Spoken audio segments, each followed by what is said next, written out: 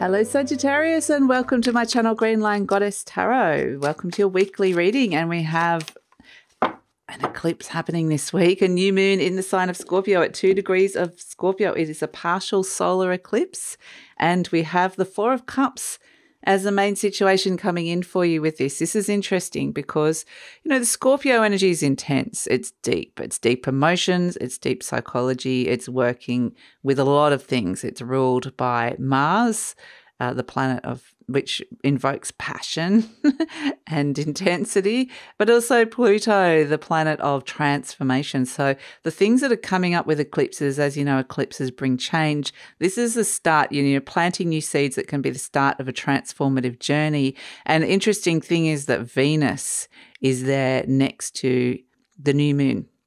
And so Venus is the planet of love. It's the planet of resources. It's a planet which represents your self-worth, your confidence. So it's about how you are in relationships, how discerning. And potentially there's a lot that you're learning here around power differentials and control when it comes to managing resources and in relationships, love and relationships. And those two can be intertwined. It's complex energy. So, but it's interesting. That's why I'm bringing all that up, because we've got the Four of Cups here, which is an emotion. Like the cups represent emotions. There's something on offer here for you, and then you're just kind of not sure about. The Four of Cups comes in where there's a bit of soul searching, where you're looking for something deeper on an emotional level here. It can be where you're feeling bored, disillusioned, restless, but it's just when something's not feeling great and you're like, I know there's something that can feel better, or just searching for, something deeper. So yeah, interesting. That's a feeling that could come up around this. And especially I do feel like it's coming very connected to love and resources. So let's see what is coming in. What's the higher potentials for this energy coming through? We've got the Page of Shells, intuition and inspiration. Wow. Okay. So this is the higher potential of sitting with this energy, of this soul searching energy, and going, okay, what is it that my heart, what's my heart teaching me, and what's my heart saying here?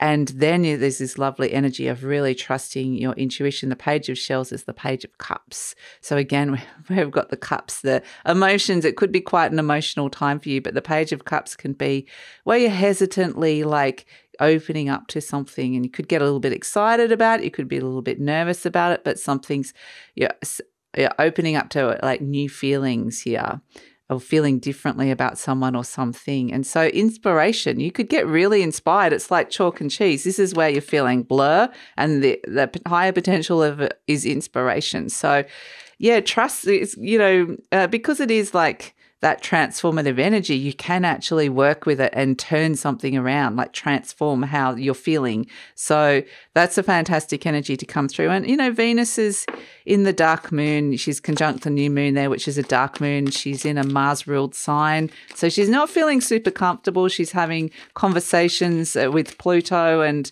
going, okay, I'm in the shadow. What am I learning here? So there's, it's quite a fascinating energy to come through. So we're going to pull a card for the shadow. What's going on with this energy that you're going to be working with, and focusing mostly on the new moon eclipse, because that's going to be the dominant energy of the week, and that's kind of going to overshadow everything. Oh, we've got the Lovers coming up. Okay, so I do feel like a lot is coming up for you guys in terms of love and relationships. So the Lovers, the shadow energy is about looking at the choices that you've made in love in the past or even now.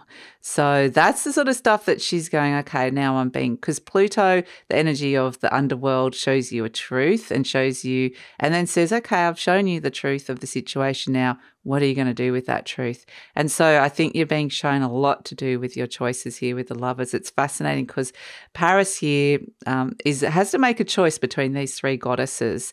This is Hera, the wife of Zeus. This is Aphrodite, the goddess of love. And this is Athena, the goddess of truth and wisdom. And it's like, it's so hard to choose between these three goddesses, and whichever choice, it's a very kind of bringing me to a lot of Libra energy as well, because we are still, like as I'm recording this, it's Libra season. We're moving from Libra season into Scorpio season. But it's this energy of like Venus rules Libra. So she's happier with Libra. So it's kind of, she's happier when she's considering other people's point of views. But sometimes you can get caught up in this thing of like, okay, I'm considering all of these, but then if I choose one, I'm going to upset the other, and it's going to cause, if I don't choose Hera, then I don't want to upset Zeus, because that's not good news. If I don't choose Athena, the goddess of truth and wisdom and war, battle strategy, she might come, start a war over this. But ultimately what he does choose is love. He chooses Aphrodite, but it's hard. It's all about, and it's complex. That's what I'm saying. It's about looking at your choices and the consequences of that. So the choices in love and choices with the things that can bring you this deep sense of fulfillment as well. So when it comes to those things. So let's look at what energies could be challenging energies coming in around this for you, Sagittarius. Some of the challenges that you might want to overcome with this. So let's see.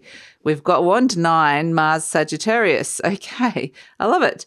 So Wand 9, Mars, Sagittarius is where you're so close to the end of a cycle. There's a soul weariness, there's a fatigue here. There's a tiredness, there's even a suspicion of like the new energies that are coming in. Like, yeah, you're saying I'm going to be feeling better or differently, or you're saying that you can transform and I can make different choices. I'm not sure about that, but it's actually where you are closer than you think to getting out of a situation of funk or an energy of where you're searching for something deeper, of getting out of this Four of Cups energy that's here. So yeah, interesting. So that's part of the challenge, is probably just a soul weariness. Often the Wand 9 is where you've just kind of, you want to experience everything. You want to experience more, but at the same time you just don't have the energy. So yeah, it's the wounded warrior, which is interesting. So, but let's look at the energy that's supporting this and making it easier for you. So let's see what energies are coming in and supporting this transformation to occur. Just a few too many there. Sagittarius doesn't feel quite right. So what energies are supporting this? Here we go. Ooh, okay. We've got the Emperor. Whoa, we've got Aries coming through. So here comes the fire that's working alongside the water here, because we've got all water in this line, and all Gemini's really, we do have air Gemini is air. But here comes the fire of the Emperor and the Sagittarius energies, okay? So what's helping you is Aries. There quite literally might be an Aries around you. Jupiter is in Aries. It's retrograde, in a retrograde cycle at this moment in time. So it's going back over the last 0 degree of Aries. And then it's going to, at the end of the week that this reading is for, it's going to start moving into Pisces. It's going backwards into a new sign. But this Aries energy of stepping into your power, feeling powerful, initiating and making decisions and making choices that are right for you, and putting yourself first is actually something that's coming through with this Emperor energy, and it wants to create order in some way. Some kind of order. So this Emperor energy, quite literally, like I said, could be an Aries around you, or you just stepping. Either way, this energy is about stepping into your power, initiating and making those choices. So that's really, and because Jupiter is in Aries, it's going to want to expand whatever powerful decisions that you make around this that's coming out of this energy. So although I get this feeling that because Jupiter's in retrograde, you might make some decisions. Like eclipses are always like the start of a journey. Yes, they bring around change, but this is like the start of this emotional cycle, and feeling more motivated and feeling more driven and feeling more powerful as well. So, but it's not just, like I said, it's complicated. But I get this sense of, it's like, because Jupiter's in retrograde, it's almost like we've got to wait. It was probably the end of the year, I think December, that Jupiter turns around and starts moving forward again, right around January, that end of December, January, that you're going to start, you might be planting some seeds now, but it's going to start moving forward like over the new year. So just got to pick that up. So there may be this sense of deep reflection still for the next couple of months, but then this sense of something expanding and growing. And look what we have. The fairy godmother. I love it. Okay, you've got the fairy godmother coming in. She sprinkles a little bit of fairy dust around. She goes, oh, okay, you're going down the wrong path. Boop. Sprinkle some fairy dust. I'll just remove that obstacle or point you in the right direction. This is quite literally like having a little fairy godmother. So it's a really great time to make some wishes or to just feel like you're being guided, like there's energies around supporting you and guiding you and helping you, especially if you get yourself into some kind of difficult situation or discomfort or trouble in some way. The fairy godmother makes everything just so much easier. So this is a fantastic energy to come in, especially as we kind of be dealing with a lot of the shadow energy and Pluto and Scorpio.